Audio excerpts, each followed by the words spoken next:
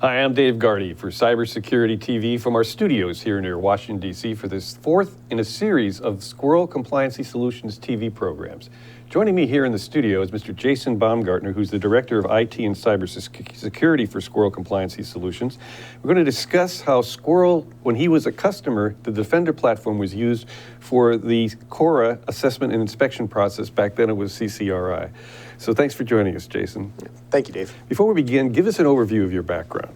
Yeah, so I started out my career as a signal soldier and spent 23 years serving in the signal field. Retired as a 25 Delta Master Sergeant last year, and throughout that career I had numerous IT and cybersecurity operator roles and functions, and that eventually led to me becoming the Director of IT and Cybersecurity of Squirrel Compliancy Solutions last March. Can you give us an idea of how your career journey as a Master Sergeant led to your current role? Yeah, so I started out my career as a 25 Bravo, which is an information technology supervisor, and eventually migrated to 25 Delta MOS. And what led to that is becoming a senior instructor at Fort Eisenhower while I was stationed there. I taught Cisco fundamentals to U.S. and foreign enlisted and officers. From that assignment, I went to Fort Carson and earned my CISSP and was appointed as a brigade IMO. Those two roles prepped me for the C&D analyst, auditor, and manager roles, as well as the NCOIC of a cyber team. Now, I understand prior to your position at Squirrel Compliancy Solutions, you actually had operational experience with the Defender tool. What's the story there? So the story there is that I was asked to consult with a cyber defense team because they were having some challenges with stigging and hardening network devices. So as we peeled back the onions, we identified that they had several challenges, and those included staffing challenges, high turnover rates, and some unrealistic technical demands that were placed on the cyber operators. You know, these are common trends that we see across the industry, so it wasn't surprising at all. It quickly became, noticeable that they would need a COTS solution to resolve their challenges. We developed a Tiger team to jump in and started bouncing solutions and ideas around, and that's when Squirrel Compliancy Solutions came up as a potential solution to the problem. At that time, they were using Cisco Prime infrastructure, and Squirrel Compliancy Solutions was curating rules and automation remediation actions through Cisco Prime infrastructure.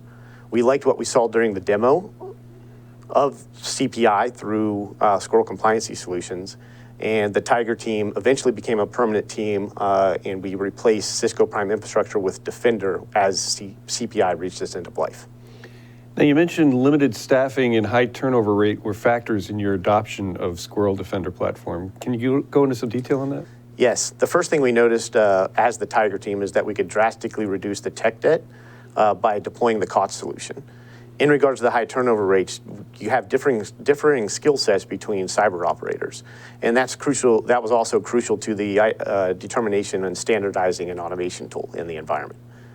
We forecasted we could reduce operation hours spent on upkeep and internal development of audits, which ate up most of the team's time.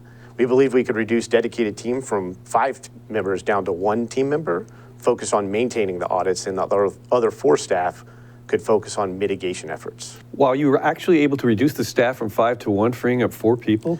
Yeah, that was actually just the forecast. We were able to do better than that. In fact, we were able to get down, once we got Defender deployed and we got into a groove, we had 1 maintaining the audits with 2 personnel focused on actioning and remediation, and that freed up the other 2 team members to focus on other security initiatives. Did your organization attempt to develop an in-house solution?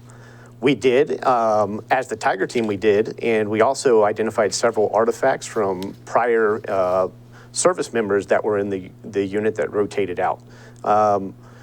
We quickly realized that that was an unsustainable solution and would eventually die out when the Tiger team left as well. So those attempts turned out to be short-term solutions for long-term problems. And that's why we sponsored Squirrel Defender, to provide the continuity and long-term sustainability that a good audit and compliance and risk management program needs to succeed. Now, you mentioned that unrealistic technical demands put a big burden on the operators. Could you go into some detail on that? What did you mean by that, and how did Defender help out? Yeah, so the cybersecurity field is rapidly growing and evolving. We always say that in the security field, but our cyber operators are expected to hold domain knowledge over that rapidly growing field. And if you look at Paul Jeremy's cybersecurity certification roadmap, we can see that there's a vast domain of knowledge out there for the cybersecurity field. And we expect our cyber operators to be general practitioners on a battlefield, and they're consistently expected to perform surgical level precision. This is just unfair and impractical. So the one important thing to note is STIGs are a mandatory requirement. However, the check text and fix text within the STIGs are merely examples. With legacy automation tools leveraged by the IT community today, that assist in sustaining environments can cause deviations in the configurations of the devices, which may meet STIG intent but do not exactly align with the check text published by DISA. Tools like Squirrel Defender, developed by skilled engineers who are dedicated to their craft, help relieve the burden of unrealistic tasks like simultaneously knowing Juniper, Aruba, Cisco, and other CLI contexts from the STIG perspective. Now, I'm sure you went through your fair share of CCRIs, CORAs, and security assessments and authorizations in your 23 years with the Army. Do you have any recommendations on using Squirrel Defender with a CORA? Yes, the very first thing that highlights why Defender is a very good product is the ability to generate checklists. And the checklists come with historical comments from all previously included artifacts. So as you continuously audit weekly or daily or whatever your schedule would be with the tool, you can provide comments into the checklist, and that carries over from checklist to checklist to checklist, so you never lose your artifacts.